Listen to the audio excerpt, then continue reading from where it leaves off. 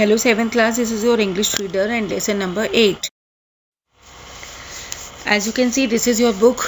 Open it now. And your lesson number 8 is handwriting. The handwriting is one of the most important in your class. आप जानते हैं जैसे आपकी ma'am आपको work करने के लिए देती हैं, every one teacher says you and your parents also told you कि हाँ बेटा आपकी writing should be very neat and clear.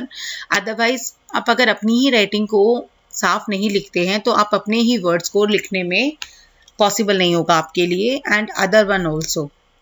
Okay, now our handwriting is and personal. आपके फिंगरप्रिंट्स हैं आपके लिए, लाइक उसका साइज क्या लिख रहे हैं आप, वो किस तरीके कितना झुका रहे हैं आप, कौन से स्टाइल से लिख रहे हैं और आपको किस वर्ड को लिखने में कितना प्रेशर देना चाहिए एंड कौन से लेटर आपका कौन सी शेप में, और हर वर्ड्स के बीच में द मेन पॉइंट इज कि कितनी स्पेसिंग आपको देनी चाहिए फ्रॉम पर्सन टू पर्सन. तो no teacher has ever found any two persons handwriting exactly एक जैसी कभी भी नहीं देखी गई है. Handwriting is a mirror है एक पर्सन की पर्सनैलिटी का. Okay, now graphology is the study of handwriting की. ऐसी हमारी ग्राफोलॉजी वो है, स्टडी करते हैं तो उसको ग्राफोलॉजी कहा जाता है, क्योंकि ग्राफ का मतलब है कि हम जो बनाते हैं अक्षरों को वो हमारा सारा ग्राफोलॉजी में आता है. But the amount of pressure which you exert while writing reveals you emotional state हमें देता है वो. Different features of hand writing include spacing भी है जिसके अंदर हमारा which includes spacing. It means हमारे अल्फ़ाबेट्स के बीच में या हमारे वर्ड्स के बीच में कितनी स्पेसिंग आनी चाहिए, हमें उसका भी ध्यान रखना चाहिए. और मार्जिन कितना देना चाहिए, proportion of letters and words का प्रपोर्शन कितना होना चाहिए, और हमारी राइटिंग की स्पीड कैसी होनी चाहिए या किस वर्ड पे कितना प्रेशर देना है हमने, स्लोपिंग कितना यानी ढलान कितना, साइज, स्ट्रोक, कैपिटल और स्मॉल लेटर्स, इन सभी और हमारे इन सभी के साथ में उसका स्टाइल भी मायने रखता है कि हमने उसको क्या स्टाइल देना है लिखने के लिए. और ये सभी फीचर्स को हर इंडिविजुअल, हर इंसान पर्सनालिटी वाइज अगर देखा जाए, क्योंकि कभी क्या कहा जाता है बहुत हमारे पूर्वजों के द्वारा भी, किसी की हैंडराइटिंग के अकॉर्डिंगली उसकी पर्सनालिटी को डेवलप किया जा सकता है, यानी उसकी पर्सनालिटी पता लगाई जा सकती है उसकी हैंडराइटिंग के अकॉर्डिंगली.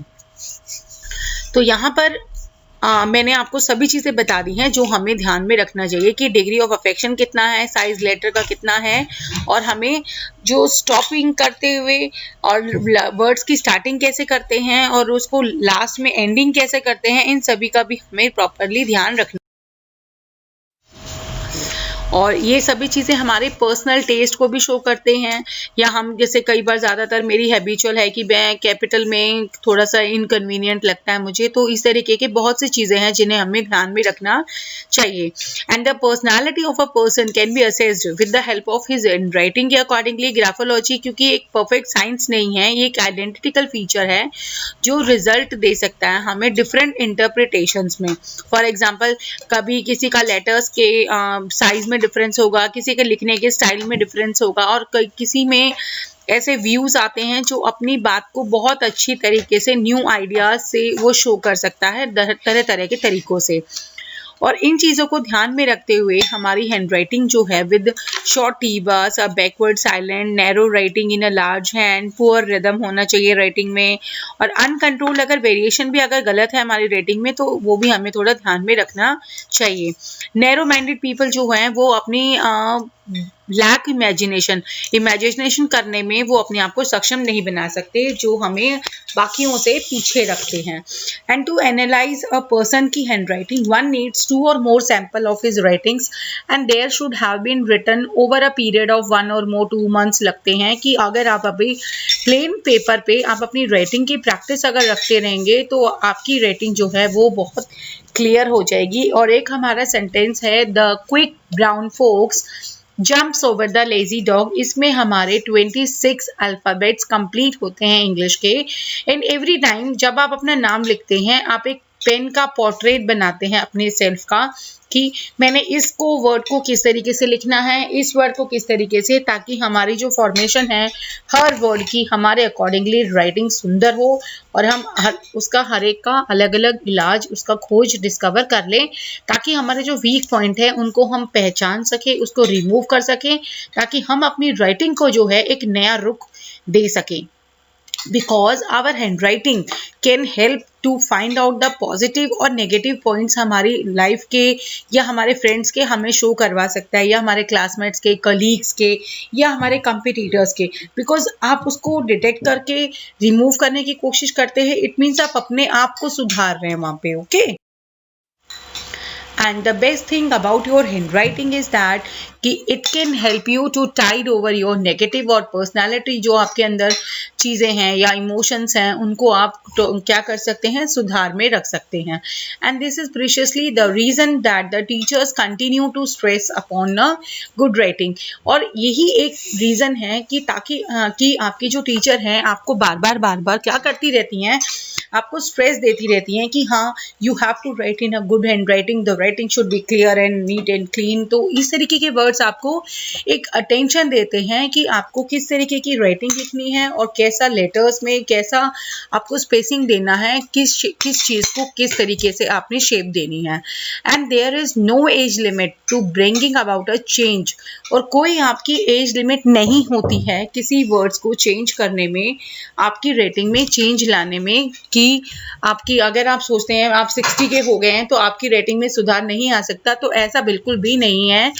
अगर आप बुढ़ापे में भी या किसी भी एज में अगर आप अपनी लाइफ में अपनी राइटिंग में चेंज लाना चाहते हैं तो it is possible. Okay, now we have just completed. And जो आपके वर्ड मीनिंग्स हैं, एज यू कैन सी आपके हर पेज पे हर बॉक्सेस में आपके word meanings हैं। These word meanings you have to write in your notebooks, all of you know very well, and this is your book work. I am just showing you the work of your book, and this is your question number A, and question number B is there which you have to complete. And from this page you have to complete your C question, and D and E you have to do by your own self, and as this is your homework.